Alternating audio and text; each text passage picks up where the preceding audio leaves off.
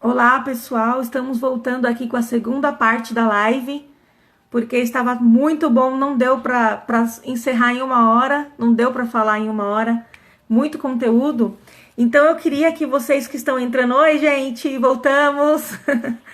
Já façam seus comentários para a gente poder ler e o Dr. Adelson poder responder e compartilhar com a gente aqui mais esses minutinhos. Adelson, já vou te chamar, tá bom? Assunto muito bom, gente. Não dá para parar assim do nada. Precisa complementar, né? E aproveitar. A gente permanece mais uns minutinhos, tá bom? Doutora Adelso está entrando. Façam seus comentários. Eu vi bastante comentário legal, só que não dava para ler para não quebrar o raciocínio da live. Mas façam seus comentários que eu vou ler, tá bom? Para o doutor Adelson poder responder para a gente. Vamos ver se ele está conseguindo entrar aqui. Deixa eu só confirmar. Adelson? Oi, tô te ouvindo, só que a minha imagem tá parada. Você quer fazer aquele teste de sair e voltar de novo com a câmera? É. Enquanto isso, o pessoal está entrando de novo. Aí, voltou, apareceu para mim. Mas eu gostaria de fazer menção a algumas pessoas que eu vi aqui, Kleber ao Cubo, Vamos. O é, Kleber, o Borges estava aqui, a Meire. Tem bastante doutora pessoas Bruna. aqui. Vou falar alguns nomes, tá? A Carol Tá. Carmo tá aqui, o Fabiano, um beijo. A Barbaria, 1980. Olha que legal! Muito bom. A Eliane, o Fábio, a Vivi, a Andréia Dedéu. Que bom, Dedéu, que você conseguiu participar com a gente. Quer comentar mais de algumas pessoas? Vamos falar? Eu Santana muito Paulo rápido, doutora Batista. Bruna. O Santana Paulo Batista, ele fez um comentário muito legal na outra live, mas eu não consegui ler. Se você puder comentar de novo, eu leio, tá bom? Dávilo Pessoa, Van, sua digníssima, tá aqui. Minha amiga Elaine, te amo, que legal. Otávio, tem bastante gente. Duda, bastante gente aqui. Salvagem. Obrigada, gente, por continuar com a gente. Uma coisa interessante, esse Paulo Santana, que você viu aí, né?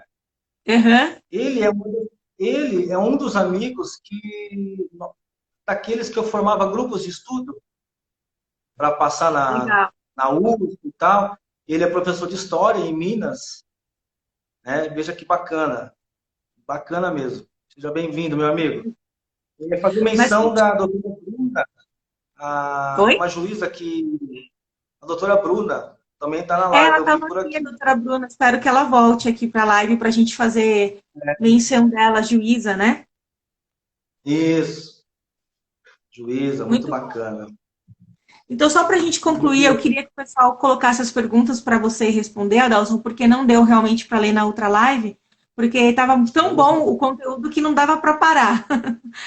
E só continua encerrando essa questão da conclusão do seu conselho, né? Do que nós podemos indicar para os negros É, enfrentarem essas barreiras. na verdade, assim, aquilo que você. Só corroborando, né, o que nós já conversamos. Que além do sonho, além da referência, além da identidade, nós precisamos nos preparar, né? Nós precisamos nos preparar. Porque quando surgir a oportunidade, você não pode trazer só para si a questão da discriminação, do preconceito e do racismo. Mas espera aí, você estava preparado para essa vaga? De verdade? Será que o outro candidato não era melhor? A gente sabe que tem a questão racial e tudo, mas a gente está falando aqui de capacitação, nós estamos falando de conhecimento, né? Então, isso precisa ser bem enfatizado. Quando você sair com o peito cheio de orgulho, falar, ah, eu sou negro, eu vou participar de uma entrevista, de um processo seletivo, tenha certeza de que você está bem preparado, né? Então, estar preparado é não perder o foco. Não perca o foco. Qualquer coisa te tira o foco, né? São essas discussões vãs, né, que você tem por aí em relação a tudo e a todos. Isso vai te fazer crescer de alguma forma, né? Então, se isso não for te fazer crescer, não entre em discussões que não valem a pena, que isso desgasta, né? Isso também é uma questão relevante a ser considerada, né? Não perca tempo com coisas que não vão te fazer crescer. Normalmente, a gente perde tempo com o que é fácil. Normalmente, é assim que acontece. O que é difícil, o que é mais complicado, a gente não perde muito tempo. Ah, isso não é para mim, né? Então, o se preparar tem a ver com isso. É difícil, é complicado, então investe tempo aí. E é isso que vai te fazer crescer. A gente faz o paralelo com a academia, né? Aquela questão da academia. Se tá doendo, vai te fazer crescer. É isso. Dói, mas faz crescer, é verdade. Muito legal. Olha, aqui o Kleber do Alcubo, ele fez uma pergunta bem legal. Queria um esclarecimento sobre a diferença entre racismo e injúria racial. Você pode responder, Adelson? A injúria racial é você imputar a alguém determinadas características, né? Em que elas, obviamente, não são reais. E você sempre, na questão racial, você sempre está associado a animal, a coisa grotesca. Por isso que eu falei da sensibilidade do promotor, do juiz, ou do próprio delegado, ou do próprio policial, que é sempre o que vai estar mais próximo ali da ocorrência, de ter essa sensibilidade, saber fazer essa diferenciação da injúria racial, da discriminação, do racismo, do preconceito, né? Então, a pessoa que vai receber ali a denúncia ou a ocorrência precisa ter essa sensibilidade, precisa ter esses conceitos bem, bem claros na cabeça dela. Senão, causa essa confusão. Né? Nós temos vários casos de racismo com empresa, com pessoas com poder aquisitivo muito, muito grande mesmo. Vai para a delegacia, injúria racial. Vai para a delegacia, injúria racial. Isso tem uma grande diferença, porque se ele for imputado no crime de racismo, não tem fiança, ele fica preso, se for flagrante, né? E a injúria racial, não. Né? Por isso nós não temos tantos casos de condenações nesse sentido, porque é sempre descaracterizado. Então, uma boa pergunta do Kleber, isso até serve para a gente diferenciar uma coisa da outra e ajudar a entender essa confusão, né? Então, o delegado coloca lá, ou a gente qualquer, coloca injúria ou uma coisa menor, como se fosse tudo na mesma cesta, e não é. Não é. O Santana Paulo Batista, ele falou assim, Adelson, o que você acha sobre o revisionismo histórico e a derrubada das estátuas de pessoas que foram racistas, porém homenageadas, né? Homenageadas, né? Que ele está fazendo essa pergunta, que é o que a gente viu muito por esses dias nas manifestações e as retiradas das estátuas nos Estados Unidos, né? Na verdade eu vi em Bristol, né? A estátua foi do Churchill. Não sei se estou fazendo confusão entre o lugar e a pessoa que a estátua foi derrubada.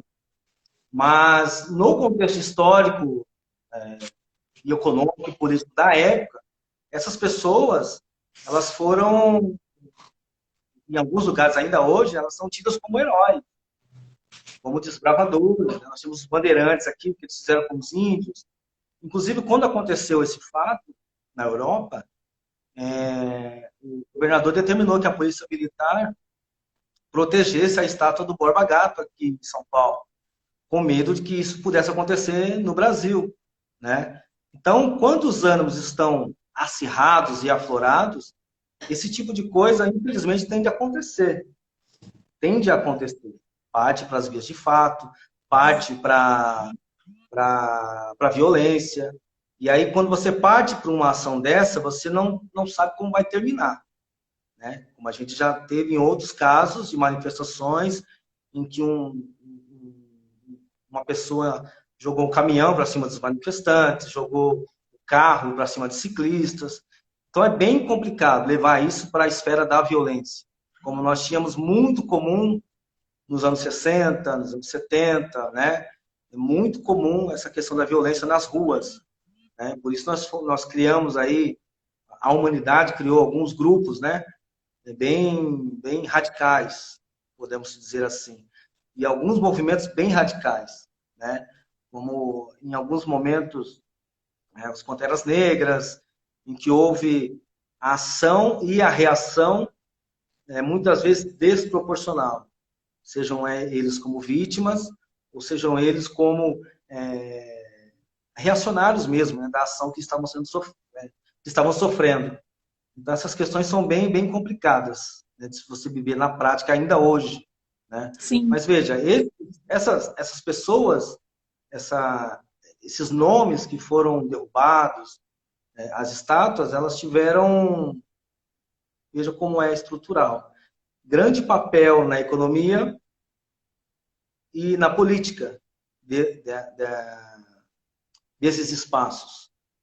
Então, uma pessoa que tinha escravo ou apoiava a questão da escravidão e tinha grande prestígio na sociedade, mesmo após a escravidão terminar. Então, veja como isso fica arraigado. Não a escravidão, mas os efeitos dela. Né? Foi reconfigurado para os dias de hoje. E aí você tem, como eu falei, na política, na economia, na publicidade, como foi o caso da Bombril hoje, né? Ontem, total falta de sensibilidade, né? Mas está arraigado, é Sim. normal. Sim. Né? O doutor Leandro, obrigado, doutor Leandro, sempre incentivando a gente, acompanhando as lives. Ele colocou, estar pronto para ser você, independente da questão racial, que é que nós estávamos falando de buscar e acreditar, Sim, né? A Fabiana, Educação verdade. Física, ela colocou exatamente, sem dor, sem ganho. Que você falou da academia, ela entende aqui. Puxando a sardinha pro lado dela, O Antônio Maria Anjos 24 colocou, doutor Aldalso, como o negro pode se impor sem se vitimar? Nossa, que interessante essa pergunta, né?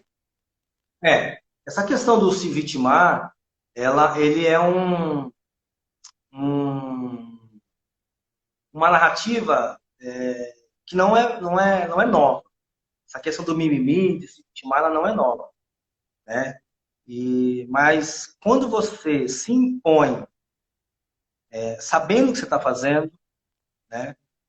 Tendo certeza de quem você é, se você sabe que você é capaz, a única diferença entre você e a outra pessoa é apenas a cor, tá? A possibilidade de você se vitimar é muito pequena. Se você sabe disso, tá? Então você é capacitado, né? E aqui nós estamos falando de trabalho, né? De vaga de trabalho, enfim, ou no ambiente de trabalho, ou na sociedade em geral. Você sabe quem você é.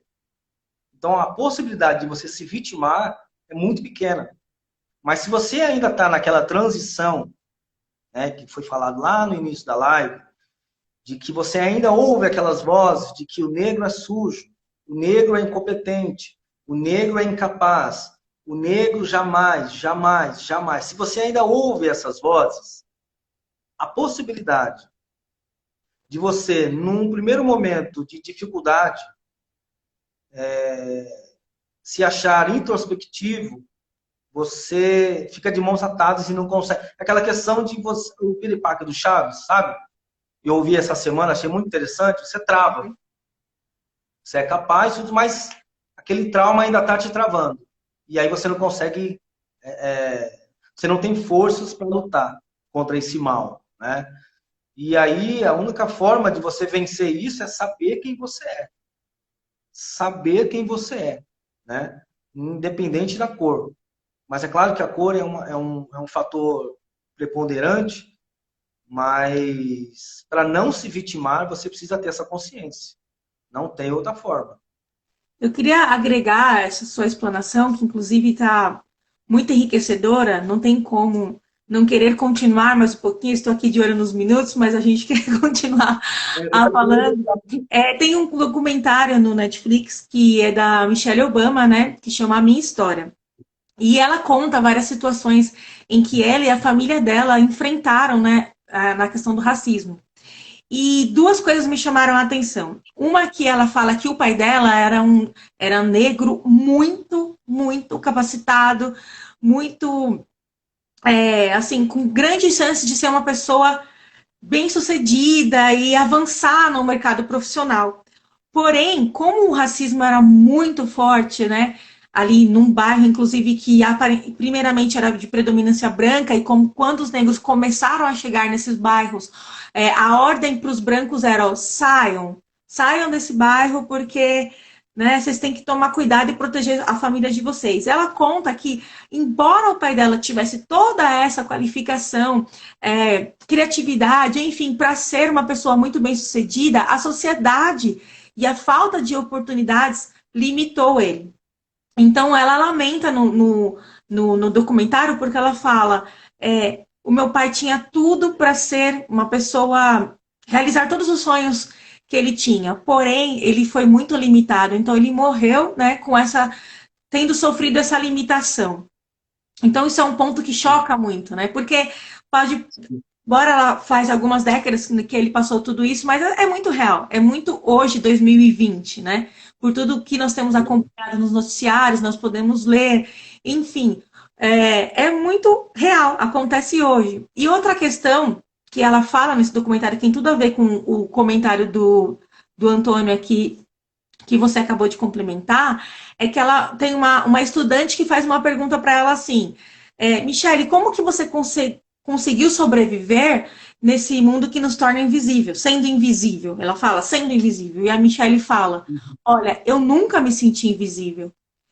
E isso se deu também por causa do incentivo da minha família. Então, por mais que eu sabia que eu era diferente de ser uma negra em Harvard e tudo mais, eu nunca me senti invisível. Então, isso fez com que eu lutasse e chegasse aonde eu cheguei. Então, acho que essa é uma forma de um negro se impor sem se vitimar, né? É acreditar Sim. que não é invisível. Você pode sim chegar e realizar os seus sonhos, né? Mudando aqui um outro comentário, a Cris, que é GG Infantil, ela falou: a questão da não aceitação pelo negro começa na educação infantil, pois muitas crianças não se aceitam por causa da família, que também não se aceita. Difícil desconstruir isso numa criança. Então, olha só a responsabilidade da família perante o crescimento ali da criança, né? A Vanessa, sua digníssima, que está aqui, ela complementou o comentário da Cris e falou assim: nosso filho mesmo tinha uma ideia que ele não era negro, porque todos os alunos da sala de aula eram brancos. Foi bem complicado colocar para ele que ele era negro. Muito legal, né? Você quer falar alguma coisa, Adelso, sobre isso? Só complementando a questão do pai da Michelle, né? Que ele sucumbiu à estrutura do lugar, mas ele tinha consciência de quem ele era. Sim. Consciência. Então, ele não sucumbiu porque ele era incapaz. Ele tinha essa consciência. E ela também, né? Ele foi Aí a limitado. questão ele foi limitado por forças opressoras, sabe, extraordinárias, né? E até hoje você tem bairros assim, né? Bairros com bandeira dos confederados em que é complicado o negro à noite, por exemplo, nos Estados Unidos, nesse bairro, né? Isso é bem, bem claro lá. Agora, as questões de educação infantil, eu acho que a Gigi, é isso? Gigi, A Lili? gente é Cris, o nome dela. Cris. Então, foi bem no começo da live que eu falei, né? Que a minha situação era ficar de escanteio, eu não era chamado para fazer atividades, sempre ficava à margem dos amiguinhos, né? Vamos dizer assim. E olha que tinha. Não era um bairro nobre, né? Estamos falando da periferia de São Paulo, né? Agora, imagine o que acontece por aí. E hoje, passados, vamos colocar aí, 35 anos depois, você vê o comentário da minha esposa, da Vanessa, e o Denzel passa pela mesma situação, né?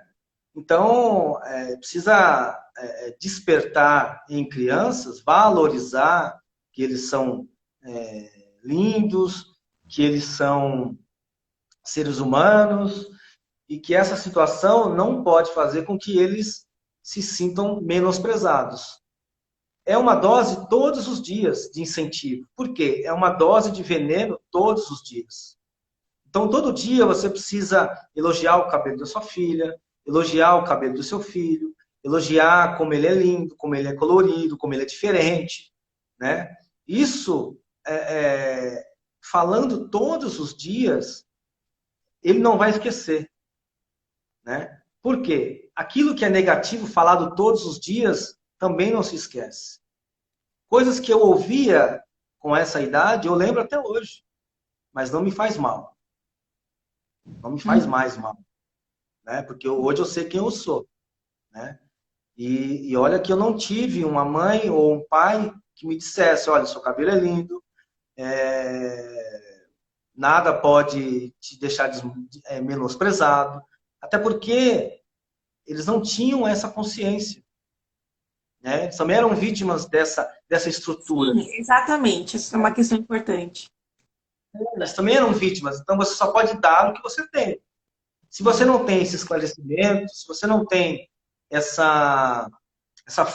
não sabe lidar com a situação, como é que você vai passar para a criança isso?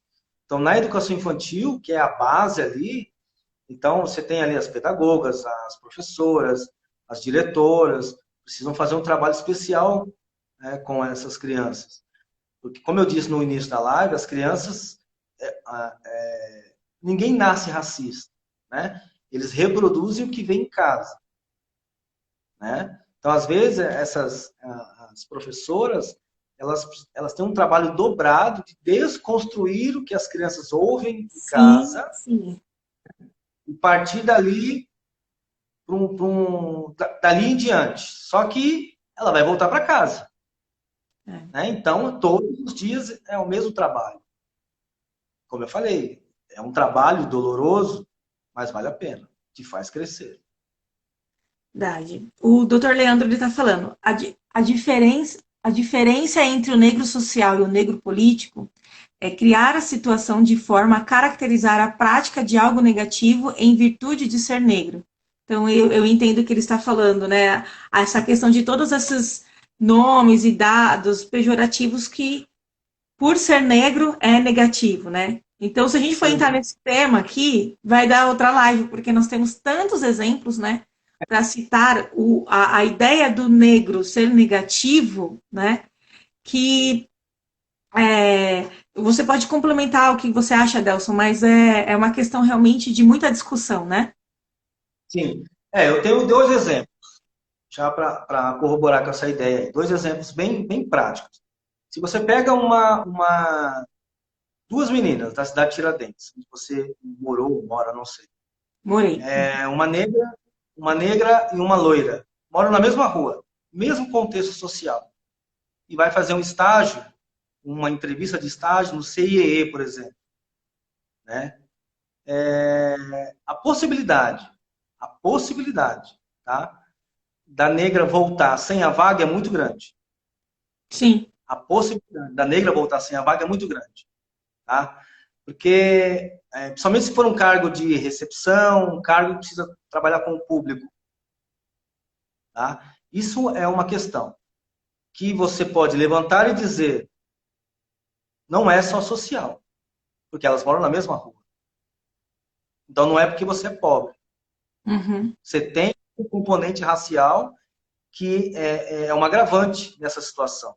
Exatamente. Claro que os brancos pobres, eles sofrem, claro que sofrem, mas não tem esse componente racial.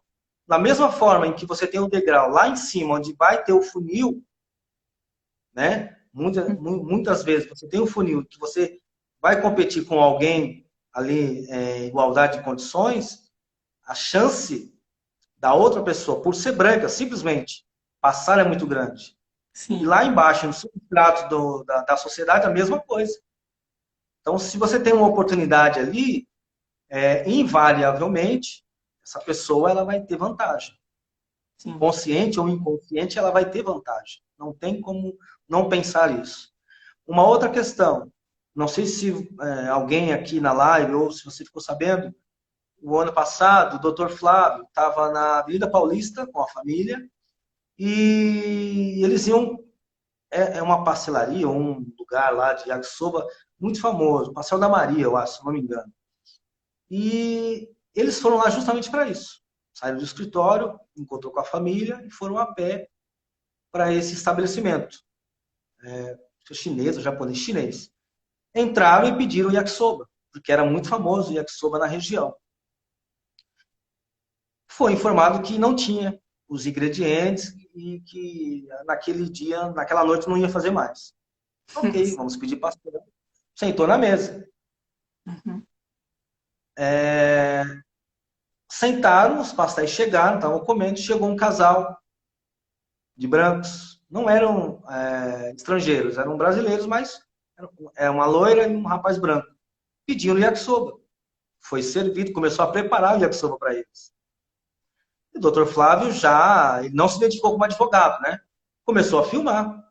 E isso viralizou na internet, tudo. Ele tem escritório na Paulista, né? A família dele era toda constituída ali, era ele, a esposa e 2 filhos. Nada que desabonasse, nada. Né? Não estava fechando, os ingredientes estavam ali. Ele simplesmente foi negado o seu pedido do prato, simplesmente por ser negro. Ou o prato ia dar mais trabalho, não sei. Aí chegou um casal de brancos e eles foram servidos. Né? Então veja que a questão social aí, você pode ver várias situações que ela fica secundária. Uhum. É a questão racial É que é racial. preponderante. Ele já Tá? faz o julgamento e a eliminação ali na hora só pela cor da pele. Não sabe quem é a pessoa, não sabe nada e pela cor da pele já é julgado, né? Eu tenho uma experiência Exatamente. próxima disso, porque eu trabalhei num escritório de advocacia em que o dono era negro, né? É negro. E uma vez ele contou para nós que ele, com o escritório muito bom, tinha um faturamento bem alto e por diversas vezes ele chegava no banco ali, mesmo de paletó, né?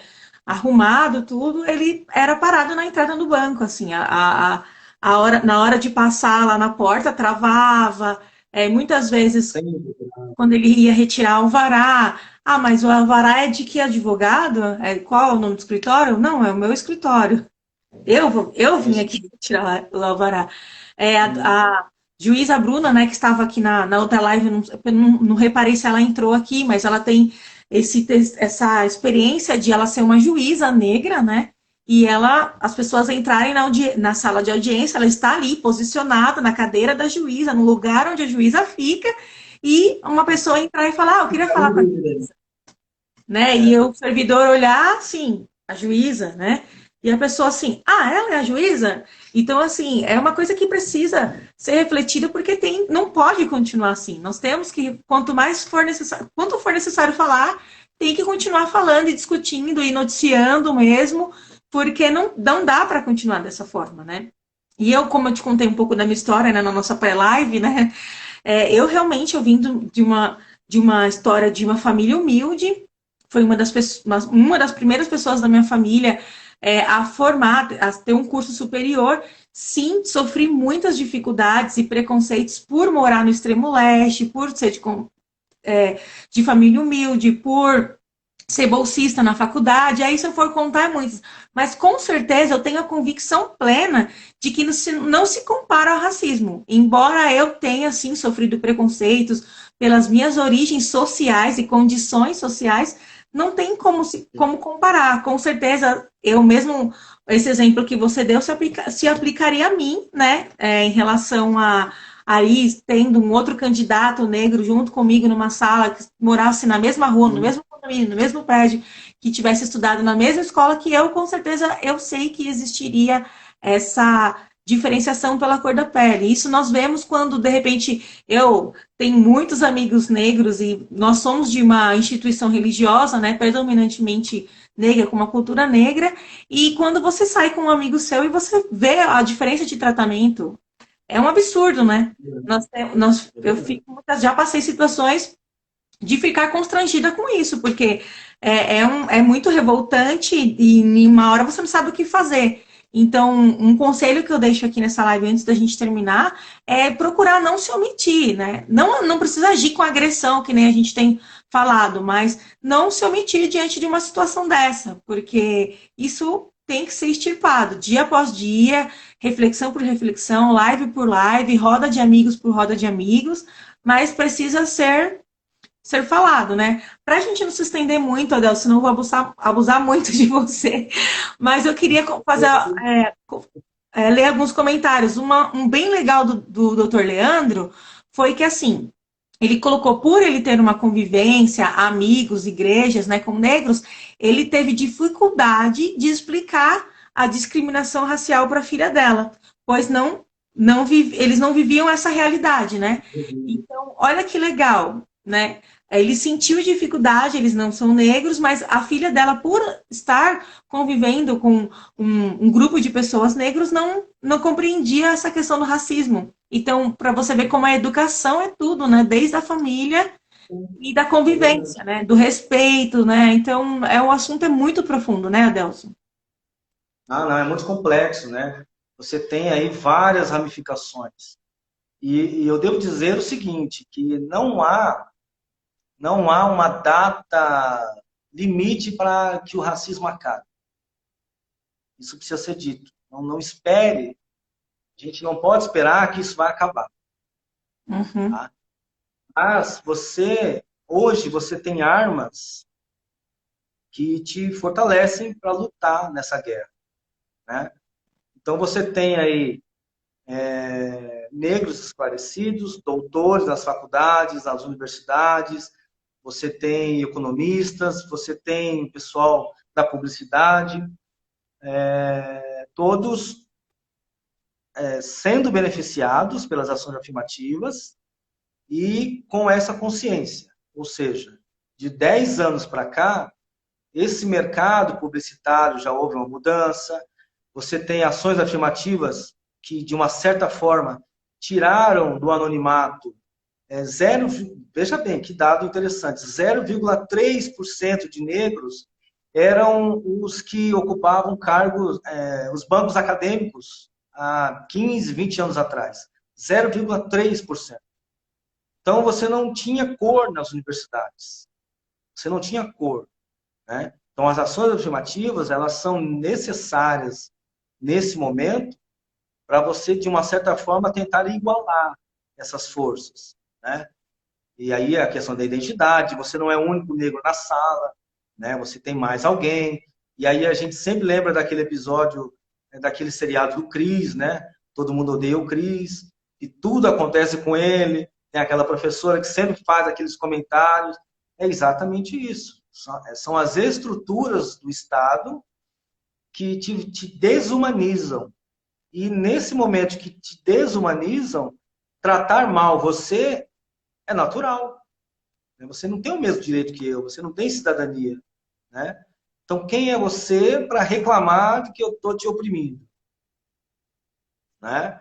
Então, sempre quando tem alguém que levanta a voz ou se impõe reclamando dessa situação de não se omitir, igual você falou, sempre vai ter alguém dizendo, ih, lá vem a barraqueira, lá vem o barraqueiro, É não sei verdade. o quê. É sempre a mesma história, a mesma narrativa. Quer dizer, eu posso ser oprimido e nem reclamar eu posso. Né? E nem reclamar eu posso. Tem um comentário da Dedel bem interessante, mas eu não quero me estender mais, porque senão é muito abuso.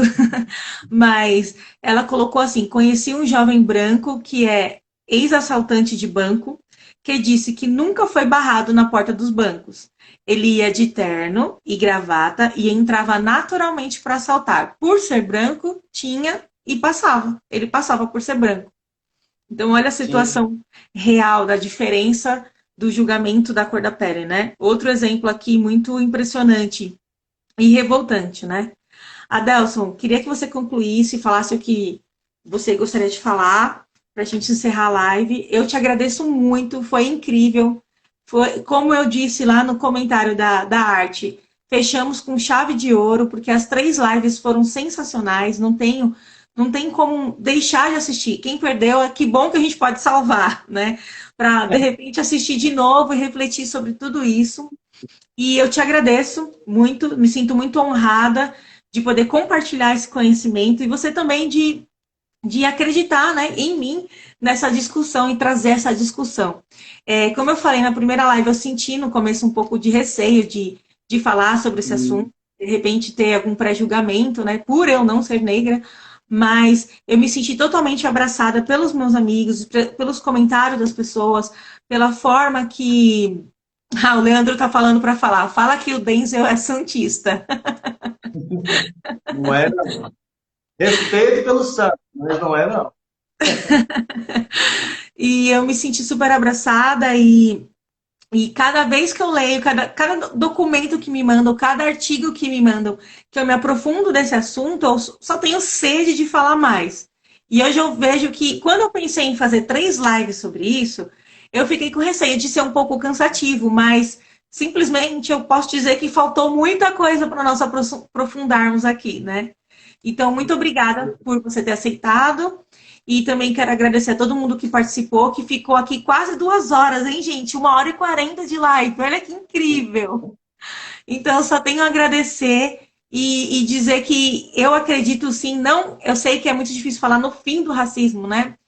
Porque é uma coisa que nós temos há décadas, há anos e vivenciamos, e a impressão é que dá é que não muda, né?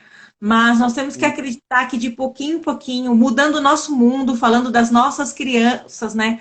Mostrando para nossas crianças a diferença, fazendo a diferença dentro da nossa casa, já é o que uma contribuição gigante para o mundo, né? Para evitar É e fazermos pessoas cada vez melhores e de certa verdade. forma, acreditar que vale muito a pena a lutar contra tudo isso, né? É verdade. Bom, eu gostaria de agradecer pelo convite, né, pela tua iniciativa, né? Já te falei isso, que um caso ímpar, né? Nós tivemos de estreitar, né, esse relacionamento, mesmo online, né?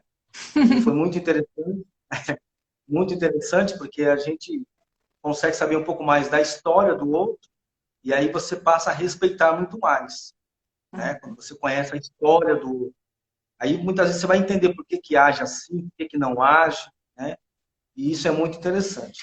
Então, eu gostaria de agradecer pelo convite, pelas pessoas que ainda estão conosco, né? Agradecer a minha esposa, agradecer a todos que ainda estão nos comentários aí. O assunto não se esgota, né? A gente sabe disso, que não se esgota. É apenas um bate-papo sobre o que está acontecendo, sobre por que que acontece, sobre como você pode evitar que aconteça, ou as armas para lutar contra isso, né? E fica aqui o nosso convite para uma próxima, né? Eu já estou me convidando para um próximo reporte que você quiser fazer, ou a gente, sei lá, novos projetos. E eu estou sempre à disposição, porque quando a gente lembra do Morgan Freeman, que falou que o racismo vai acabar quando você não falar mais dele. Eu discordo totalmente disso. Eu prefiro lembrar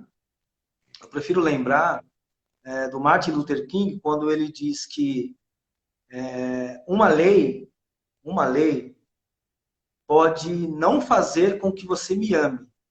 A lei pode não fazer com que você me ame, mas ela pode fazer com que você me respeite, né?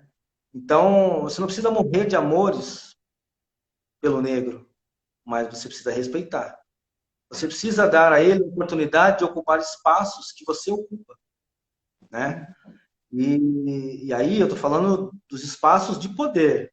Não estou falando de parque, não estou falando de bar, não, espaços de poder, né? São fóruns, é o Ministério Público, é, os graus mais altos dos órgãos de segurança pública, né? Eu até conversei na nossa pré-live, né? Quando você assiste uma sessão, um plenário do Congresso, né? Nosso Congresso Federal, do Congresso Nacional, uma sessão de julgamento do STF, né? Do Supremo Tribunal Federal, e você não vê esses 54% de negros representados. Você tinha ali o Joaquim Barbosa, né? Que cumpriu muito bem o seu papel, mas se aposentou. E pelo que a gente percebe, dificilmente você vai ter outro Joaquim Barbosa, pelos ventos que nos são soprados ultimamente, né? Sem entrar no mérito aí das discussões, inclusive do que ocorreu hoje de manhã. Mas é isso, essa questão de referência,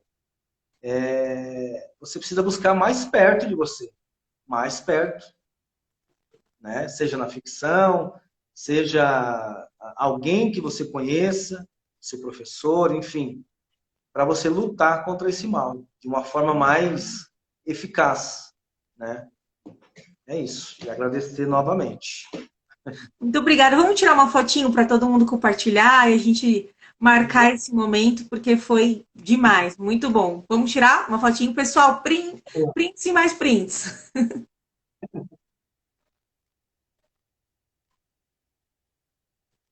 Depois manda pra gente, tá? Manda no direct, manda no WhatsApp, quem tiver no WhatsApp. E assim, gente, muito obrigada. Foi muito bom estar com vocês. Compartilhe a live para que nós possamos criar, né, mais esse conceito na mente das pessoas, que nós podemos construir aos pouquinhos um novo pensamento, né?